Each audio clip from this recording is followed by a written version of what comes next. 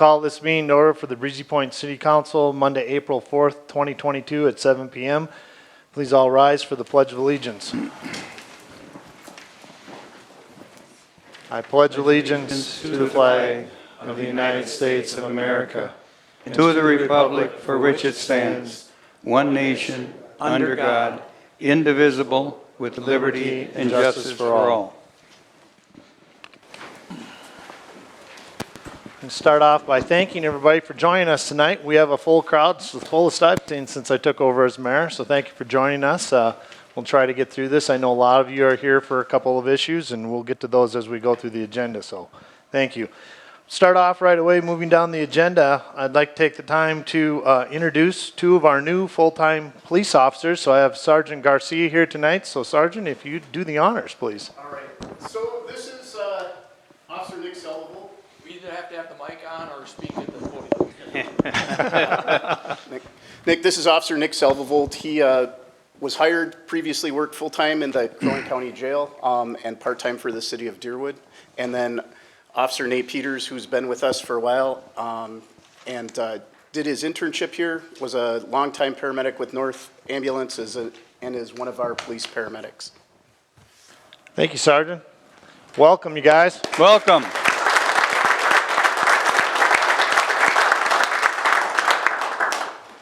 Glad to have you a part of one of the finest police departments in the area, so thank you.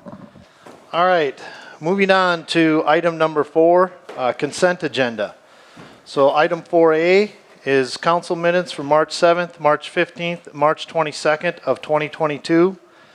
Item 4B in consent agenda is approval of claims totaling $146,441.85, which include electronic checks 2717E and 2719E and paper checks 136598 to 136623 and 136625 to 136649.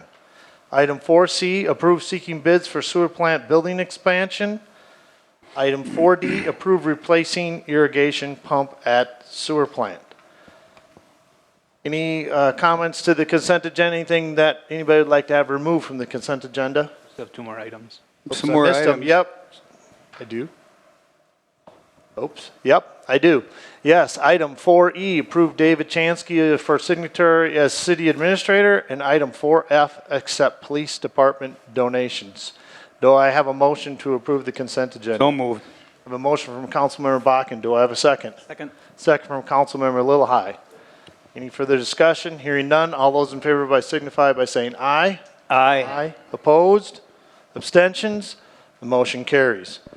Okay, next item, I'm going to move a piece of our agenda up a little bit. We have Mary Reedy from Clifton Larson Allen here, and she's going to do a presentation of our 2021 audit. So since you're here, we're going to turn it over to you, Mary. Thank you. I had a meeting earlier and wasn't sure how long it would last, but thank you for moving me up.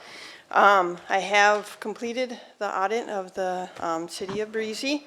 We have presented the bound financial statements. But we like to hit on the PowerPoint. It has some graphs, a little bit easier to go through, comparisons current year to prior year. Everything does tick and tie back to the financials, so definitely if you wanted to compare those, you could. If you look at your bound audit reports this year compared to last year, fairly similar. No new standards or anything like that. So we'll get started on the PowerPoint. Page 2, the agenda, go over the audit results, some financial results, and then the key issue or summary items that came from the audit. So overall, unmodified opinion on the basic financial statements, so highest level of assurance that us as auditors can give. 2 material weaknesses, we talk about this every year, segregation of duties, just not quite big enough. Recommend that the council continue reviewing those financial statements that you're given, reviewing what's going out and what's coming in, just to make sure you're asking those questions. And then we do draft the bound financial statements. We do it all day, every day. We do have management review it to make sure they are in agreement with the numbers. Minnesota legal compliance, we have to test about a 25-page checklist to make sure that the city's in compliance with all of those laws and regulations, and you're in compliance, no findings noted. So overall clean audit result. We'll go into the financial results. So the governmental funds, when you combine all of those together, this is where the receipts are. Property taxes at 73%. Remember, your intergovernmental revenues are fairly low, just based on your values and assessments there. So we see that each year. If you looked comparison to last year, pretty similar overall. No significant changes. So page 5, governmental fund disbursements. So where's the money going out? Capital outlay was at 11% last year, 20% this year. You had some equipment purchases that ran through the general fund, about $600,000. So that shifted that up quite a bit this year. Page 6, comparison year over year. Kind of see where your receipts and disbursements are. Again, disbursements and receipts up from last year. You had an increase in taxes, you had some sale of land, and then the intergovernmental revenues were a little bit up from last year as well.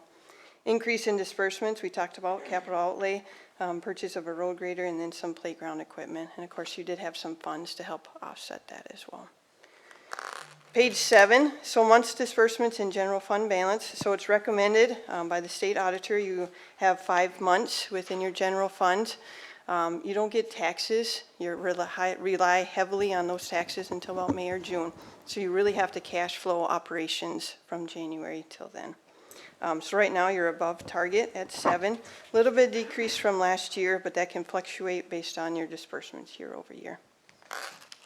Page 8, general fund receipts. So where's the revenue coming in to the general fund? Again, you can see your property taxes pretty significant. License and permits went up from 6% to 9% this year, had some building activity there, which caused that increase. Page 9, the disbursements going out, so capital outlay obviously is going to account for that equipment. What you don't see within these two graphs are the transfers in and the transfers out. So you actually transferred in money from your capital fund to help purchase some of those items, and then you also transferred back out to the capital projects based on your budget and what was recommended to be transferred. Page 10, receipts and disbursements kind of year over year. You can see here again receipts and disbursements over. Talked about quite a bit of that. You did spend some of your fiscal recovery funds, which went into intergovernmental, but you do have some of that left. So you'll see that in restricted fund balance in general fund of what you have left to spend. And then the increase about $364,000 on the capital outlay there. Page 11, debt service fund receipts and disbursements here.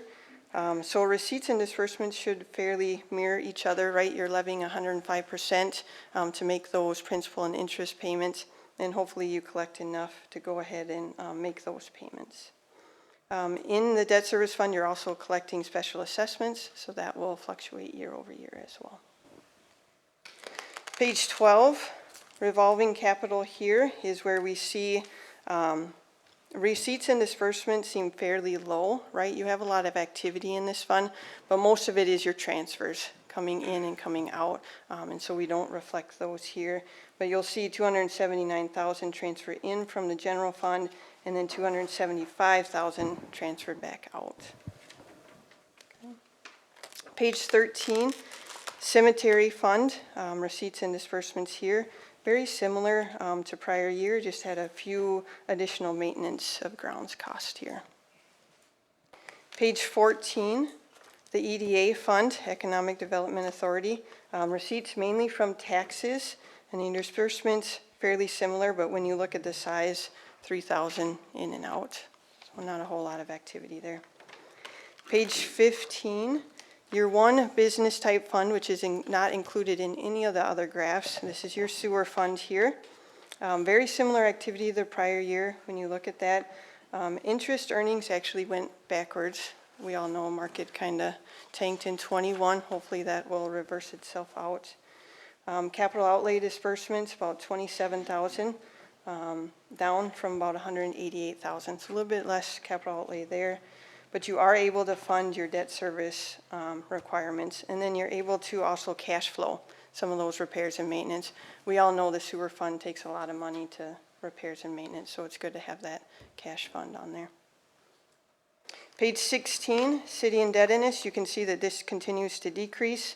Should be paid off in 2024 if no new bonds are issued. Page 17, overall cash. So cash within the sewer fund increased by approximately $340,000, and then your governmental funds by approximately $443,000 there. Page 18, just a few other financial highlights. So the audit report and a reporting form is required to be submitted to the state by December 31st. We did meet that deadline with both reports. We were able to get both of those uploaded. The TIF district did receive TIF monies, about $9,700, but when you look at the disbursements, they're fairly significant because last year, since your cash basis, what goes in is recorded and what goes out is recorded.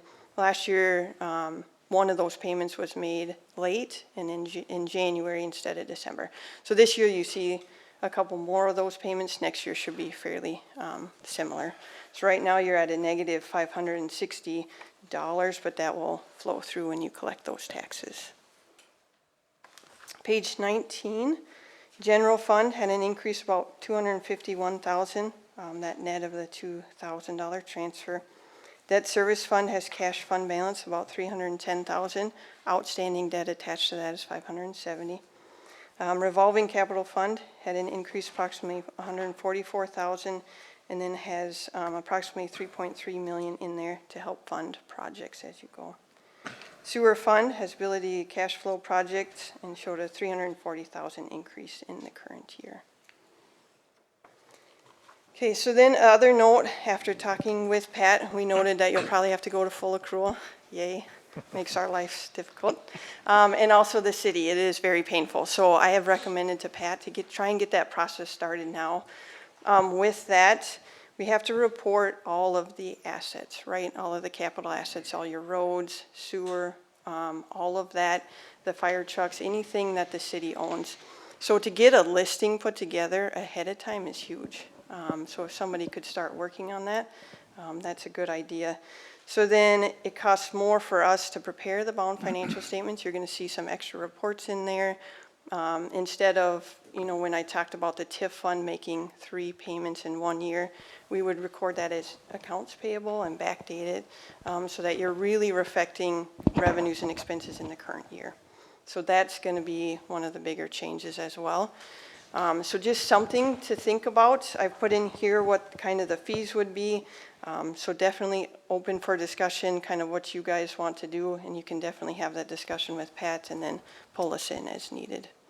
But it is going to be significant and would recommend trying to get that process started now.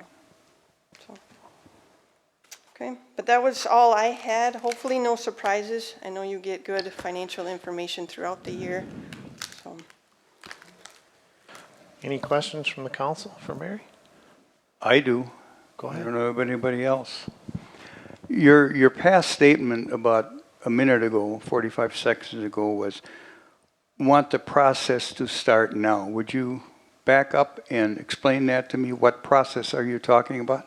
The city internally needs to get a few things pulled together. Which goes to page 20 of your Yes. cost basis, Yes, full accrual. correct. It's a little troubling to me. Okay.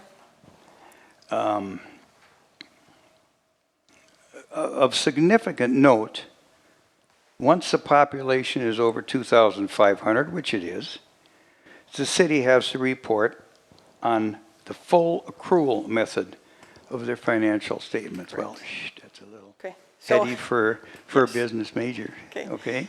yep. Number 2, list of changes that were not gone through. I'm going to go through them. Okay. Recording of all accounts receivable and payable. Recording of all debt and capital assets. Creating a balance sheet and statement activities. Here's the impetus of my analysis there. Will require significant time. Both city staff and auditor recommend the process starts now. So you didn't touch on the qualifying aspects of that. And I think it's important that it's out in the public. And then the fees, on and on and on. And I thank you for your due diligence. But this is the first time I have had a concern about the city's financial report. And it mimics and echoes. Staff, we need more staff. We need more funds. We're a growing city. Thanks for my time. I yield the rest to my colleagues. All right. Any other questions from the council? None for me, no. I'll just have, I'd like to say that as far as the whole audit process goes, I think we need not only to the auditors, but to Kari Jacobson, who basically worked very well hand in hand, who's basically gave you all that information. And kind of getting to Gary's point, we've been knowing full accrual has been coming for quite a while, and we have been making lists Yes. of capital Yes. equipments. So yes, it's going to be a lot of paper and a lot of lists and stuff like that we have to keep track of. But I'm pretty sure most of those lists have already been done because we've been working on it for several years Correct. in actuality. We've brought it up a few times as well, and what, Yes. what the city needs to do to prepare for It was that. actually so. brought up We knew last we year were as well. going over 2,500 with this Right. census, so Right. we have been actually working on this for quite a while. So Okay. it may sound like a daunting project, but it has been worked on for quite a while, so. We converted 2 this year already, so Yeah. we're used to it. We just want to encourage, Yep. you know. Oh, get so we're stuff not the going. first. You are not. It's rough the first year. but- All right. Thank you. Thank you. So what we do need is a couple of motions. One is to actually accept the audit as presented, and we also do need a motion to accept the fee for them to do our services for the next year, and as you noted, what that base fee would be. So that's kind of what I'm looking for right now, So you want one motion right now to, one and one. I need two separate motions. right, that's what I mean, Yes. 2 separate motions? Yes. Okay, so I would make the motion to approve the audit for this. Second? Okay, I have a first from Councilmember Lillehei, a second from Councilmember Bakken. Do I hear any further discussion on accepting the audit? No, sir. Hearing none, all those in favor signify by saying aye. Aye. Aye. Opposed? Abstentions? The motion carries. Now, the next motion would be Yes. to approve the increase of funds for the auditor for next year. Second? Correct. I have a first from Councilmember Lillehei, second from Councilmember Bakken. Any further discussion? Hearing none, all those in favor signify by saying aye. Aye. Aye. Opposed? Abstentions? The motion carries. Okay. Thank you. We Thank look you. forward to working with you again. Right, Us too. thank you. So, thank you. All right. Okay, moving on, we're going to move on to item 5, open forum. Before I go into this any further, I'm going to make a couple of requests. If you are here this evening to speak on behalf of the disc golf course expansion, if you're here to talk to those points, I would ask that you please hold your comments until we get down to item 7. I got to look here, 7G on the agenda. At that time, there will be somebody giving a presentation. I will allow other members of the audience to speak at that time as well. I'm going to state right now, if you do speak, I ask that you state you come to the podium, you state your name, your address, and speak to the issue. 3 minutes is a limit, okay? No more than 3 minutes. If somebody has come before you and they've spoken on the same points that you have, I ask that you hold your comments so that we do not create redundancy within people coming forward, okay? So I just request that at this time. So if you're here for the disc golf course, I ask that you hold those until 7G in the agenda, and we'll cover that. With that being said, is there anybody else who wishes to address the council in open forum this evening? Okay, hearing none, we'll move on from I was going to say, Jeff? Yep, step forward, Jeff. Please present your name and your address to us. Jeff Johnson, representing White Birch and Breezy Point Resort. Okay, There had been a request of us to support, I guess I'm not really sure where exactly it is right now, but Shoreview Lane has been, we were requested to mentioned that we would like to see that as a 20-mile-an-hour zone, Okay. and that is our request. It's a lot of people there on the weekends. It would be nice if it were slower. All right, sounds good. Thank Thank you, you. Jeff. All right, anybody else? All right, seeing none, open forum is now closed.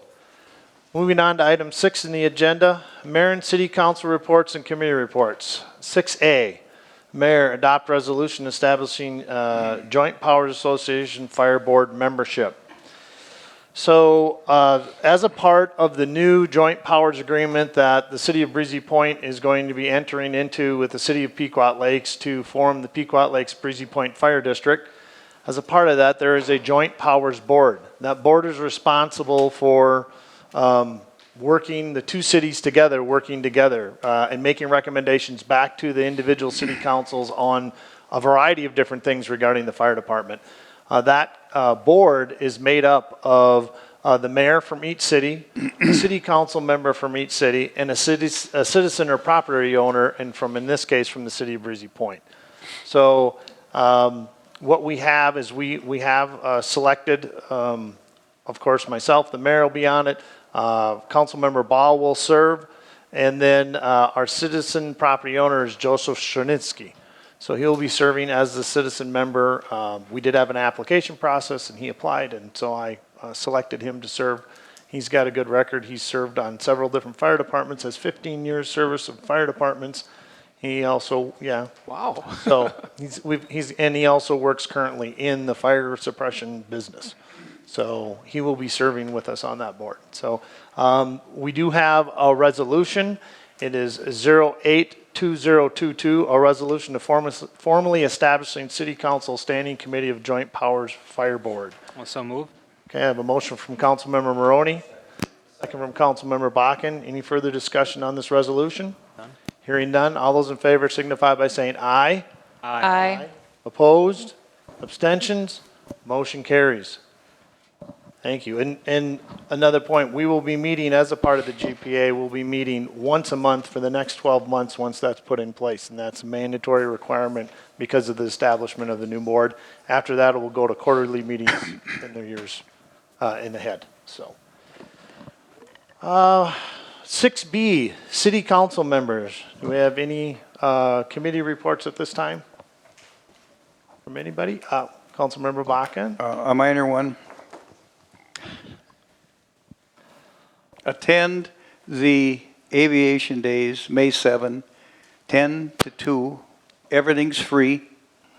Bring the kids. It's a good deal. End of story. Thank you, Councilmember Bakken. Yes, City Administrator Russo. To add on to that, Mr. Bakken, we have set up Cliff Mueller to attend the next city council meeting because it's 5 days before the city council to Yes, give sir. you guys an update on it and to request the tables and chairs from City Hall. Thank you very much. Okay. It's fun, people. Come. Hopefully we won't have snow on the ground. Never have. Oh, yeah. All right. Moving on, item 7 in the agenda, Administrator and Staff Report. 7A, here request from Kathy Adams, potential of a donation to the food shelf. Kathy, if you'd come forward, please. Hello. Thank you for letting us be present today. My name is Kathy Adams, and I'm the Director of Lakes Area Food Shelf. We are located in Pequot Lakes, but we've been serving the Breezy Point area for well over 30 years now. As you can see, I have a little voice issue, and so I have with me today Dale Carlson, who is a member of our board, and he's going to actually do our presentation. Thank you, Thank Kathy. Thank you. Yeah. Thank you. We are located on Patriot Avenue, about a mile south of Pequot Lakes on the east side. We in a very nondescript gray building. We share a driveway with Grace United Methodist Church. So a lot of folks aren't even really aware of the food shelf. So tonight we're just going to talk to you a little bit about that, and not to disappoint, we do come hat in hand looking for a donation as well. The Lakes Area Food Shelf, our mission is to provide supplemental food assistance to people facing food insecurity. We're a community food shelf. Everyone is welcome, whether it's our friends and neighbors we're serving, the churches, volunteers, the business community, everyone's welcome into the food shelf. Our goal is to be a temporary resource for our friends and neighbors, providing assistance. And we also look to work with county services and connect them to other services they may need, whether it be some job training, housing, transportation, maybe mental health issues, whatever. We're trying to be kind of that conduit to help them find some of the services they may need. Our hours of operation are Tuesdays and Thursdays from 9 a.m. until noon, and Wednesdays from 3 to 6. We offer inside, where they can come in and select their own food, or if they prefer, they can call ahead and we can have it ready and bring it out to their car, whatever they prefer. For those that do not have transportation, we do offer a delivery service as well. So many ask, who uses the food shelf? Well, there's many seniors that use it. They're living solely on Social Security. Maybe there's an unexpected health condition that's put them into peril financially. There's working parents, rents, everything has gone up dramatically. Grandparents who suddenly find themselves caring for grandchildren, or vice versa. Middle-aged individuals that have their parents move in and care for them as their health declines. In the last couple of years, the unemployment through the COVID outbreak had a lot of people in and out of the food shelf. But just to give you an idea, in the month of in 2021, we served 4,657 people. That was up 10% from 2020. What's really amazing and alarming is this year, with the increased cost of gasoline and food in general, as you folks have seen, we've got 2.5 times the people coming in through the doors than we expected from a year ago. So you can imagine what that's done to our budget this year. We've got, just as a point, in March we had 1,000 individuals that we actually fed in March. So that's an awful lot of people in the area. We do serve a wide area, Breezy Point, Pequot Lakes, Jenkins, down in Nisswa, and Lakeshore as well. In the old days, there was a geographic boundary that you had to be in the certain area code or zip code to come into the food shelf. However, with the stigma associated with food shelves, they now have the state has an open boundary policy because some folks would rather go to a community that people don't know them. So the primarily coming out of the region that we're serving is roughly 70% that are coming out of this area. In 2021, we distributed 130,000 pounds of food, the majority of that coming from Second Harvest out of Grand Rapids. We received food rescue and have some great grocery store partners with the Pequot Lake Super Value, as well as Schaefer Foods in Nisswa, Cub Foods in Brainerd and Baxter, and then Country Hearth for bread products. We purchased much of our fresh produce from Braxted Farms right in Pequot there. And again, 2022 is becoming a very challenging year as we need to raise increased funds. As I said, we got about 2.5 times the people. We were budgeting actually 85% over last year, figuring a 10% growth in headcount, but we're losing a lot of the no and low cost food that the government had for us last year. So we're trying to replace that, and now we're getting, instead of 10% increase, we're having a 250% increase of folks walking through the door. We're operated primarily by volunteers. There's 30 of us. We're also a volunteer, my wife and I. Mr. Carlson, I hate to Yes. interrupt you, but can you wrap this up, please? If you Okay, could? So no we problem. We can kind of keep moving forward, so. Let's go right to the Apologize for point. that. No problem. Right to the point. I want to leave you with 4 things. Number 1, refer anyone in your community that you are aware of that has a need, send them in. Number 2, please consider Lakes Area Food Shelf for your personal donations. We ask your place of employment. Maybe you'd want to do a food drive to help meet some of those needs we have. And number 4, lastly, is to please consider a $5,000 donation to the food shelf. And I've got a letter with an ask I'll leave you folks here. Okay, great. Thank you. Excellent. Thank you. Mr. Mayor? Yeah. Am I Yes, allowed go to ahead. ask one quick question? Yes, go ahead. I'm curious about your statement, sir, and we all know how much it's needed. But you mentioned, are you working directly with Crow Wing County and social services? We're I would say, we're a conduit to help pass some of those people. As people enter the food shelves, there's many needs that they've got that they're just not aware of where to go. I So we understand try that. and make those warm Are you connections. forwarding them to social Yes, services? yes. Is my question. Yes, There are myriad of Yes. things. I work a lot in that. Thank you. yep. And I would just like to state, thank you for presenting for us tonight on behalf of the food shelf. I would state that this is a very, it's a very worthwhile cause, and it serves a lot of people. One of the things that the city always has to consider is budgeting process. Absolutely. And so, I would honestly say that probably what we'd be looking at is considering this as we move into our budget process for the next coming year to see if it's potentially there for us to be able to give. I understand that may not alleviate what you need right now, but there could be that potential opportunity. And so I just wanted to state that so you understood kind of how the city has to work through its Thank you, process as understood. well. Yes, and we okay. will need money next year as well. Would right. welcome it then. So right. thanks for your time. Thank you. All right, moving on. Item 7B, discuss and approve tort liability limit for Minnesota statute. Basically, this comes down to each year, we're looking at whether or not we want to waive our municipal tort liability limits. This is an annual election made by the city council. We have not waived those limits in the past, and basically we have followed the recommendations of the Minnesota League of Cities. So what we're basically looking at right now is to continue at the coverage that we currently have. There is the ability to change this at any time throughout the year. So we're not locked into this. If the council decides that they want to come back and revisit this at a later date, once we've had more information shared with us, we can do that.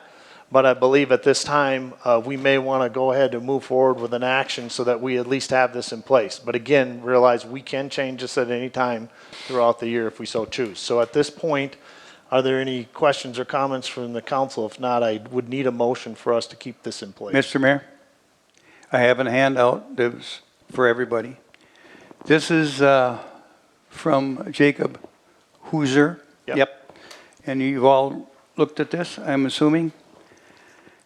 He could not make this meeting, and Correct. he's willing to come, as of last Friday, to the May meeting. So I would ask this be tabled until the May meeting, when he can present his evidence here.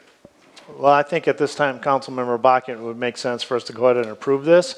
If we have him present to us in May, and at that time, with his presentation, the council feels that they would want to change at that time, we could do so. It's a very simple action. That's acceptable to me. I'll let him know. Thank you. Okay. And I please encourage you to have him work through our city administrator on that. That is the direction he is to take when he's working on these types of things.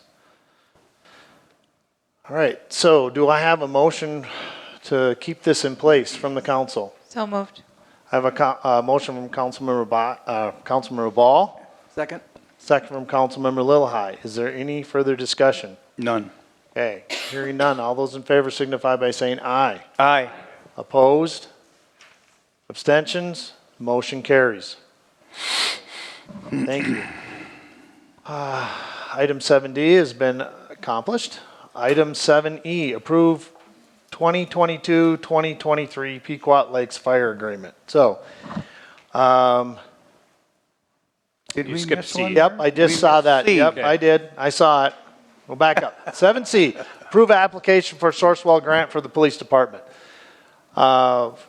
Sergeant Garcia, do you have anything to provide for us on this tonight? The only thing I'll say. The only thing I'll say is that this is a application for Sourcewell community impact funding for a training system that would benefit and be signed on by the city of Breezy Point, Pequot Lakes, and Nisswa. We would be the lead agency. If we weren't granted the funding, there wouldn't be any cost to the city. Thank you. Also move. Second. I have Councilmember Maroney, second from Councilmember Bakken to approve the grant. Any further discussion? Hearing none, all those in favor signify by saying aye. Aye. Aye. Opposed? Abstentions? It's a grant application. I was going to make a comment, but Oh, just on how it's a great joint venture, but that's it. I don't know why I'm on speed mode tonight, but yeah. Okay, it is. And I will say, anytime we can write a grant for the city to provide programming is an awesome thing. So I would echo, and I'm sure that's basically what Yes. Councilmember Maroney was going to state. So I apologize for that. 7E now. D is done. We're moving to E. Alphabet here today. Approve 2022-2023 Pequot Lakes Fire Agreement. So this is, you heard that we're going to enter into a joint powers agreement. We know that's happening. However, the final process of all that being worked through and the final signatures, so on, we're just doing that right now. And so we still need agreement because our agreement ends at the end here of April. And so we need to have this to get us through until we transition into the joint powers agreement that we've entered into with Pequot Lakes. So basically what this is it's a fire contract, very similar to the ones we've always did in the past year. You can see the share of the contract amount this year is $95,312.99. We budgeted $121,000 for the fire service based on the new joint powers agreement being in place. So officially, like I said, at this time, we don't have the joint powers agreement finalized 100%.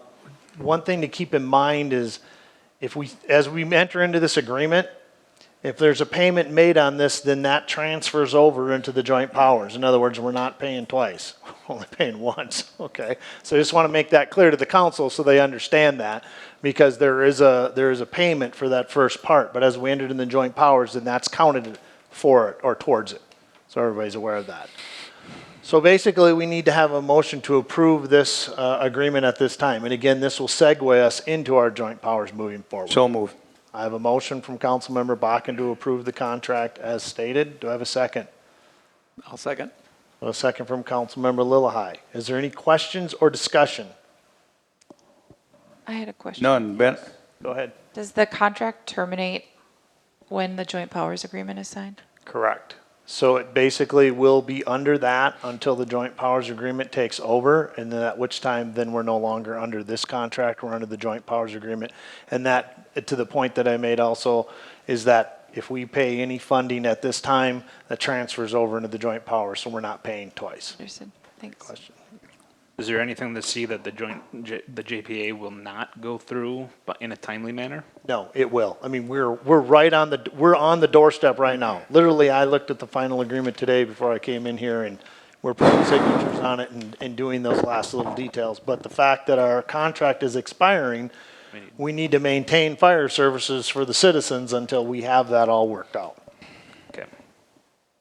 Yeah, you can let them know that we did sign it. Yeah, we signed it. So it's signed. I mean, it's done. We're just, it's pretty much. Going through the process. Right. Exactly. So we've signed it, the agreement's in place, the last little details are worked out, is basically we've got a transition now. We got to get the Joint Powers Board in action and going, which our first meeting is May 9th. We're going to have it at 6 p.m. So all that process is going to start to happen in that so it's like basically, this little window of time that we've got to make sure we've got fire services for the citizens. So that's where we're at. So in other words, the framework is there, it's just implementation of that framework. Exactly. You are correct. That's correct. So any other questions, comments, discussion? Okay, hearing none. All those in favor signify by saying aye. Aye. Aye. Opposed? Abstentions? Motion carries. Okay, so next on the agenda, 7F, here request from Sandy Logland, Breezy Point Community Preparedness Group. Sandy, come forward. I appreciate the opportunity to speak to you today on behalf of the newly formed Breezy Point Community Preparedness Group. We are a group of people that have joined together with the common belief that a close community where neighbors know each other and have a willingness to work together creates a strong and safer community. The purpose in coming to the council today is to ask for support from the city in two important specific areas that would be of great benefit to our citizens in terms of being a more sustainable and prepared community. First being water security, meaning access to clean water in the event of an emergency. Whether utilizing city water or private wells, all our systems require electrical power. We are all extremely vulnerable to being without water in the event of a power loss. I am here asking that the city be proactive in protecting our community from water insecurities by considering installing hand pump well systems that do not require electricity to run and installing them in a few strategic areas of our city where there would be reasonable access for all of our residents. Secondly, we have all been made aware of the food shortages that are on the horizon, and as we've heard from the food shelf, as well as already experiencing increasing costs for food. As good neighbors, we can and should help in alleviating some of these insecurities now and in the future. We are asking the council if there is land within our city limits that would be conducive to and available for a large community garden. This would be a garden managed and maintained by volunteers of all ages. We believe that the city, in implementing these two things, access to clean water and healthy food sources, are the greatest investments we can make at this time for our city and its residents. In closing, we'd like to extend an invitation to all residents to join our group. We currently post on the Nextdoor app, and a website will be coming soon. I appreciate you hearing me tonight. Thank you. Are there any questions from the council? I've got no questions no. No, okay. No questions. I think there's been discussion before about a community garden in the past in Breezy Point, if I remember correctly, to some of the history. And there's. That Noxie location. Yeah. Where the supper Yes. club used to Yep, be. yep. So that could be something that potentially we could look at identifying.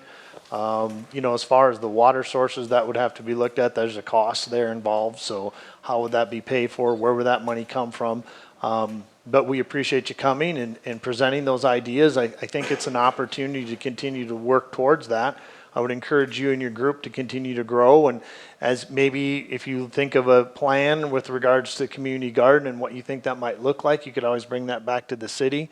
As you heard, there are a couple locations I think we have available that could potentially be a spot or a site for that to happen, but we would have to look at the logistics and how that would work. So, Mr. Mayor, is this something that we want to direct staff to work with this group on these items to bring back in front of us? well, I'm thinking that while it's a little off the course, I'm wondering about the Park and Recs Committee, and especially with regards to the community garden, that concept, because while it's not right in that ballpark, it's kind of in that same familiar, so I'm wondering if the committee potentially, I hate to task the staff of our city with more things when I know the plates are pretty full, I guess is where I'm I going like with that that. idea of the park committee. Yeah.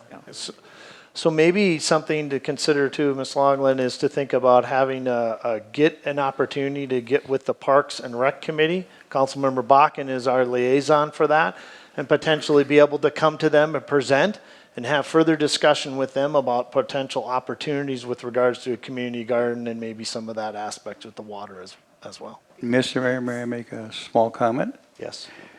I would welcome that, and as the liaison, I would encourage you to contact staff, come to the next meeting of the Parks and Rec, and a little adjunct onto that for all you who are here. I also am chair of the Cemetery Commission. We have a beautiful cemetery here, one of the best in the state according to the Minnesota League of Cemeteries. They are in dire needs of volunteers. Wonderful flowers there, it's all done, it's mostly a maintenance, and it's all a volunteers. So if you'd be so kind, you contact me and I'll put you in charge with the chair. Thank you. Okay.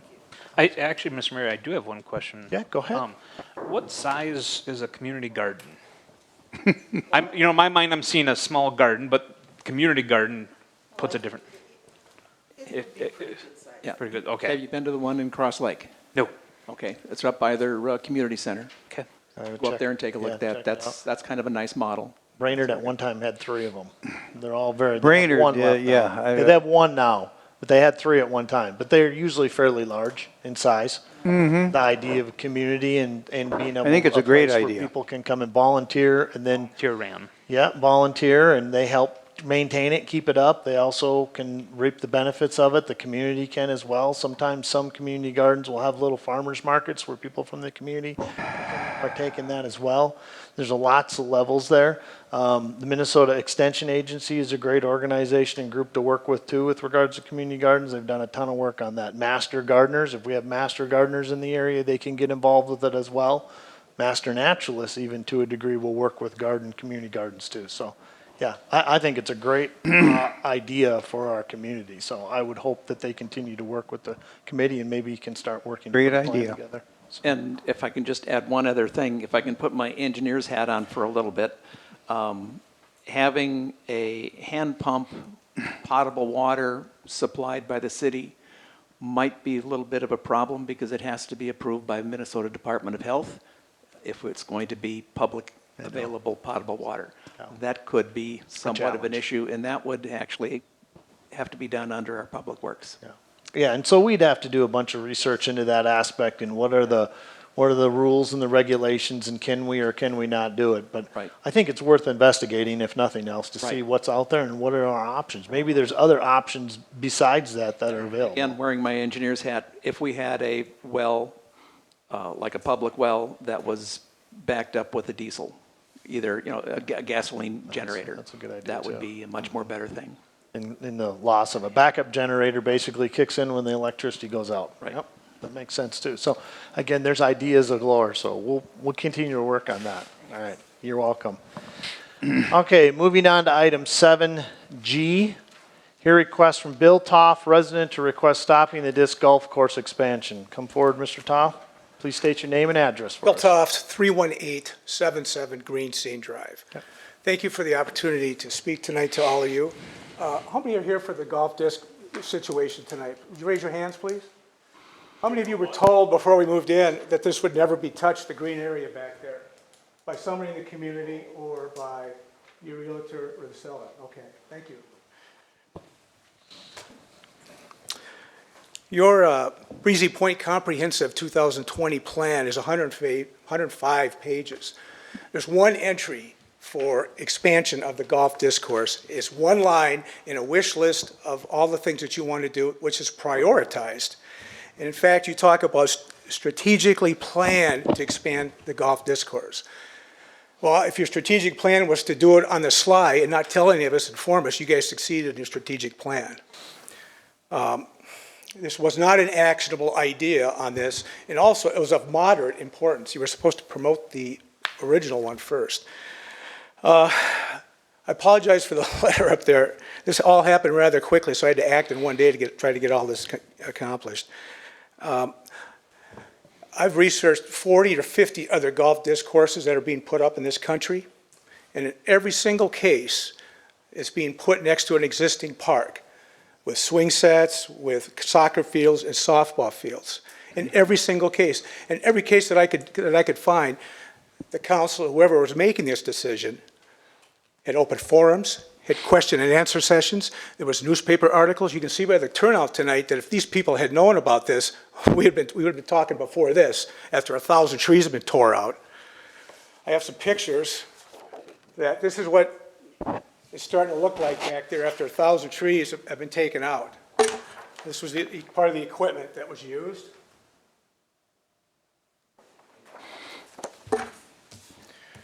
This is part of the pile. You can see my wife is standing in front of it. She's 6 feet tall. And this is just one pile. There's 3 or 4 other piles. In researching, as they put these articles in the newspaper, their goal was to show the taxpayer, us, what the public good was. And the only public good that there is for a disc golf course that's attached to a pre-existing park is that it creates more foot traffic. They may list benefits to the individual, like it's healthy, you're outside, it's cheap. But the only positive was there's more foot traffic at a pre-existing park. Why any of you didn't think this would be a good idea to talk to us before this happened, The only thing we can all think of is that there's absolutely no public good to this. Absolute none. You're putting a supersized disc golf course. It's a regular-sized golf course up there, not the small one like that's listed down there right now. It's as large as a regular golf course. You're going to have rubber flying discs flying at 65 miles per hour, flying 700 feet in the air. Actually, the world record's 1,300 feet. They're going to be wrapping what trees are left down there. The demographic. Just to remind you, you have 3 minutes, and your 3 minutes is coming close. I was to told being I had upped more up. time than that. I said I could speak as long as I I'll want. give you a couple more. Go ahead. I appreciate it. The demographics of this, if you did any research at all up there, you'd realize these people do not spend money in the area. In fact, the difficulty of this course, I just walked this course last night. You're only going to get 15 to 25-year-old males play this because it's going to be extremely difficult to use. Other comments I had from people were, if you walk down by that disc golf course at night, and the weekends especially, you're going to smell marijuana coming through the trees. There's going to be more noise, there's going to be swearing, there's going to be garbage all over the place. We respectfully demand that you stop this project now. This is not a hill you want to climb. You can see we're all motivated folks here. I think you're all good people up there, and you want to do what's right.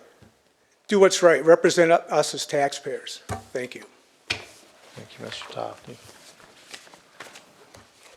Before I ask for further comments, are there any initial comments back from the council? Or should we go, do you want me to go ahead? Okay, let's continue on. Is there, yes? Actually, if I can remind you that we did receive a variety of emails since the packet went out Thursday or Friday. Yes. And so there's a large number of There those. are. And then we did make a copy of each of them and put one back there for public to review those. Yeah.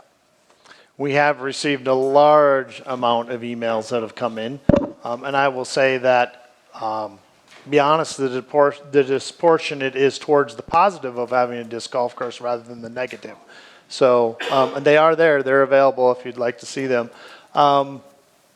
Is there anybody else that would like to come up and comment? Okay, I'm going to go by hand. So, gentleman with the blue hat, come on up first. Again, you have 3 minutes. Then we're going to go to this lady right here in front, right here. And then I have the person in the far back, and then you. So we'll take you in order. Okay? Shane Humphrey, 4556 Main Street, Pequot Lakes. I am the director for the Breezy Point Disc Golf Club, and I am one of the lead designers for the brand new expansion. We are here today to meet our neighbors, to greet you and shake your hands, to help you see the faces of those that deeply love our disc golf course and the new addition that we have labored over for years now. We understand that some of you have concerns in relation to that expansion. We as a club are very sorry to hear that. As well as our city council, we would like to understand those concerns and help provide any clarification around those topics. It has been and still is our mission to instill and create an environment that is welcoming, loving, and caring. We are a community, but more importantly, we are a family. We treat our members as such, as well as any others who come and visit our course. During the development of the expansion, we took everything into account in regards to developing a safe yet challenging course. We directed our fairways away from property lines. We focused on the terrain and using its natural structure with as little impact to the land as possible. We focused on creating a course that would enhance the natural beauty of the existing land. We have faith that this design will push us back into the top 5 out of the 360 courses that are currently in our state. We are currently number 9. Since the last presentation I gave, we heard concerns about funding. As we all know, the cost to create this course has been very minimal impact on taxpayers, but there is still concern, so we went to work. I am a couple weeks away from presenting to the Park and Rec Division on exactly what we are working on for funding. My early estimations for this project on a basket T-pad sponsorship from the businesses I already have dedicated to those funds is at least $14,000 per every 2 years that we will be able to inject into the funding of this maintenance and exposure. So hopefully alleviating really all cost of that disc golf course. We have also reached a conclusion that a passive pay-to-play model of $2 per round or a season membership of $40 could help us raise an additional $2,500 at minimum per year. I'm exploring the correct legal pathways to take these funds in through a 501(c) or doing a nonprofit organization, so we're working with a lawyer actually on that. Expenses are coming out of our pockets individually. We have also added another partnership with Jack Waro from Legacy Golf Course. They just signed a 6-year deal with the PGA. We're working with them to help facilitate the players and their families during their free time prior to the tournament. We will be using our Learn to Disc Golf model from our free class that we teach 3 times per summer, and be volunteering our days and taking time off to do that and facilitate that class. We're also providing all the plastic for free. Both Jack and I share the vision of putting Breezy Point back on the map for premier disc golf and the disc golf course. I have also worked with Primetime and their rejuvenation of the restaurant. We're working on an actual event there that we're going to be doing yearly should they be able to open by next spring. So bringing in multiple businesses into this area as well as Breezy Point Resort and others that we've talked to as well. Last year, Breezy Point Disc Golf Course had 905 unique players, 2,444 rounds played, and that's only an estimated 30% of the traffic who utilized the application called UDisc. We're We at also have 3 Team minutes. Challenge. Shane, 3 we're at minutes? 3 minutes. Okay. Yep. So, to wrap up, we donate, we volunteer because it's the right thing to do. There's no other reason. We have been blessed with this course. We're going to continue investing in our community that invests so much in us. We thank you for your time and blessing us with the opportunity to give back. We promise this is just the start, and we will continue to grow relationships within our community as being the premier disc golf destination for disc golf and families. Patrick, I'm not sure if this is something I should submit to you. I have renderings of the sponsorships that we'll be doing. Is that something I can submit to Gary right now? Yes. Okay. I'll take that. Lastly, Shane. I know Alex Berg, you mentioned that you had 2 children that are young and right next to the course. I am giving you 2 discs, whoever you are, and I am inviting Right you here. to please come to our Learn to Disc Golf class if you would like to play. We would love to teach your kids how to play, give them an opportunity to utilize the course in the backwoods. As well this winter, sledding galore. Thank you, Shane. All right. Next. Name and address, please. Thank you. My name is Valerie Walleen. My address is 31894 Blue Ridge Drive. Thank you for the opportunity to speak.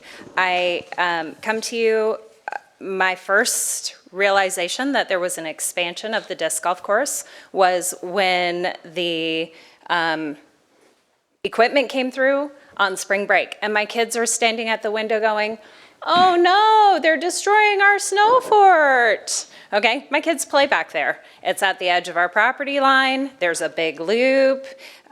So it's more than just, I get it. It's public property. Along that line, then I went in and I reviewed 5 years of the Park and Rec minutes and agenda, trying to find out how it came to be that the disc golf course is expanding in almost my backyard without me ever knowing that it was coming. Okay, I live in the community, I'm a part of the community, I have 6 children in this community, and I had no idea it was being expanded. I went through 5 years. Here's what I found. I'll try to be brief. May 2017, there was a note in the minutes that said you were making improvements, not improvements, cleaning up. The first time that I could find that there was any even discussion of the expansion of the disc golf was in conjunction with repairs, and that was in 2018. I went through trying to find where was there a comprehensive plan, where was there a plan identified. Finally, when I get to 2021, there's a 5-year plan referenced in the Park and Rec minutes, not in the minutes themselves, going back for that meeting's agenda. There's a 5-year plan that was referenced. 2021, where's the 5-year plan? I can't find it. That's what my concern is. There's a lack of transparency in how this was developed. I sit right on the big loop. I'm in the 30 acres, that's the new development. We have an 18-hole course already that sits on 19 acres.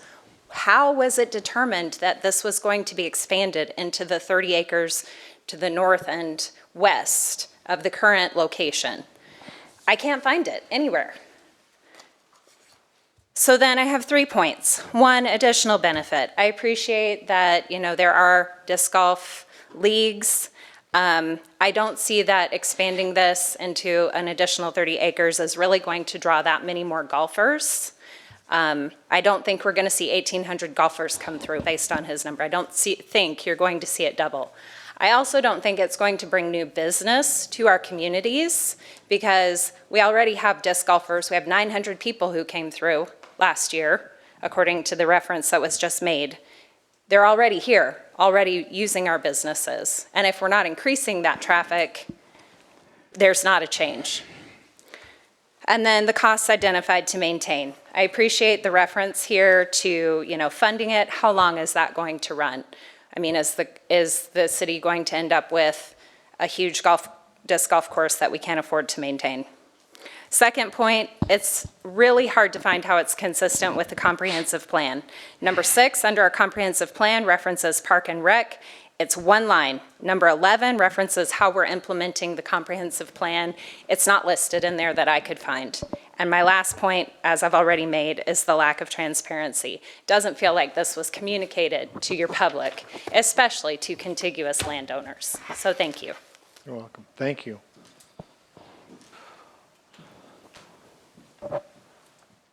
State your name and your address. Yes, sir. Tom Dietz, 29699 Aspen Lane in Breezy Point. Been a Breezy Point resident for 10 years. I guess I have a couple questions. I think a lot of us may on this project, okay? I guess I'd like to know how many total acres are involved. Who's logging this acreage and where's that money going from these timber sales? We saw the photos of these giant logs. Those are worth some money. Where's the money going? Who's profiting from it? I think that's a very important question at hand. Who's responsible for the liability of said disc golf course? City is? So is that taxpayer dollars? Okay, that's an issue and a concern I have. Homeowner values, I don't live on that property, but I feel sorry for everybody in here. My son-in-law does, and I'll tell you right now, diminished homeowner values as well as potential resale effects, it's off the charts. We can't measure that. The whole scenery, these people were promised they would never have their backyards, if you will, demolished in this capacity. That's pretty substantial. So I'd like everybody in this room to consider what that's doing to homeowner values as well as resale. That's all I got. Thank you. Right here. Name and address, please. Lisa Toff, 31877 Green Scene Drive. I want to thank you for this opportunity to speak to you about the planned expansion of the Breezy Point Disc Golf Course. I was a civics teacher. One of my kids, all my kids know, it's not federal government, it's not state government, it's local government that impacts your lives the most. And boy, did I find that out Thursday of spring break. When I saw the big machinery coming through, and I called and said, how much more is going to be ripped out? What's going on? I had no idea what was going on. I thought it was logging, to be honest. Oh yeah, we're done. Monday night I came home and I looked at the beautiful forested area behind our homes as ravaged, as hundreds of trees were ripped out. And what's kind of hard for me as a civics teacher is what is left behind is a reminder of a decision that our local government made without a lot of input or any from us. Green trees, blue water, great people. That's our Breezy Point City slogan, you guys. And according to the 2020 City Comprehensive Plan, that statement, and I quote, says, serves as its directional arrow guiding the city's development, redevelopment, and conservation initiatives. Throughout the comprehensive plan, you will find survey results that you did, goals, strategies that speak specifically to protecting the natural beauty and environment that is Breezy Point. Pages 40 to 43, which relate to community character of Breezy, looks at future conditions and states, protect the Northwoods character. Trees, clean water, abundant open spaces, and dark night skies are the desired natural characteristics of our community. And every private or public land use action should seek to protect or enhance them.